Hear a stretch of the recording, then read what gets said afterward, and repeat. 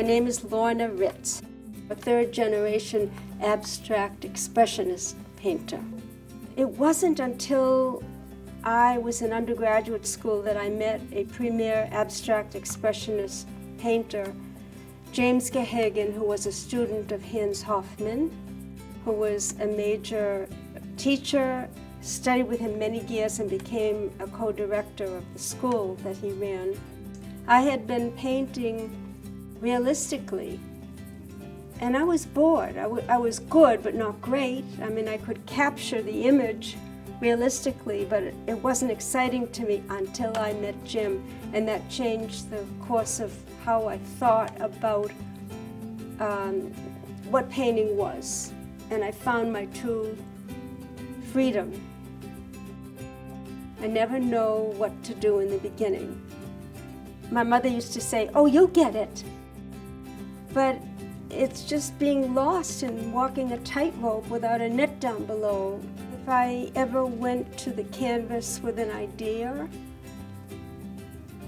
the act of touching paint quickly undid the idea, and I became a good listener to the paint, how the paint wants to move, how the colors interact with each other.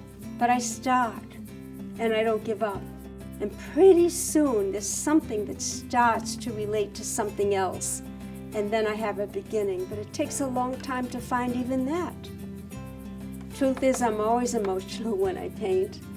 I'm always emotional. It's just who I am.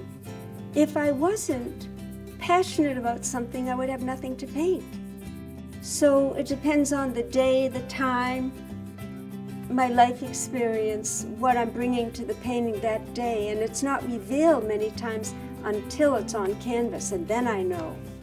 Painting always gives me back to myself in a very profound way. I love touching paint, I love being in the studio, and I love searching and not finding, but searching. I love the exploration. And the emotion always comes out through that. I have to say, painting has never been as pleasurable as it is now. It's not that I don't struggle as much, it's that I can get in a place where I need to be, from where imagination rises up more readily than it ever did before. And it always has to do with landscape. It's seasonal. So I find the colors by looking out at the landscape. I'd like to say that the drawings out in the landscape deal with gravity, sky, earth, the power of a storm, how the clouds fall on the mountains, how the seasonal changes are so drastically different, all four of them here in New England. I paint all of it. The painting, which people don't know how to see, who are not familiar with leaving object and going just to the vibration of colors, has to do with another kind of space, which is far more challenging to me. There's nothing in front of me, whereas in the drawings there is.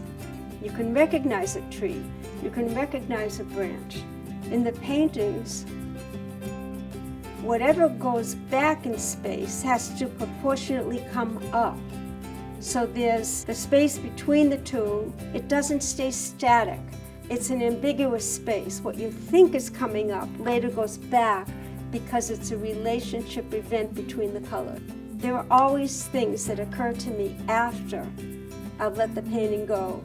But I have to let it go at some point when it's no longer pleasurable to paint, when things no longer need to be exchanged with each other, so that spatially they're sitting in relation to each other. It's already got a presence, and I'll kill it if I overwork it. And I realize there's no such thing as perfection, and to stop. I've ruined many paintings striving for perfection.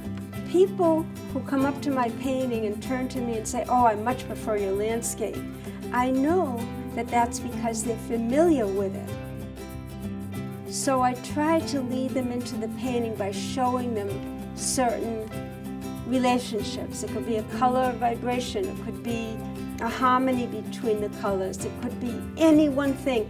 But I get them looking at the painting because then they start to feel something. Be awkward, go for the awkwardness, because there's truth in that. And don't try to be a success. You'll ruin it. Don't try to fit in.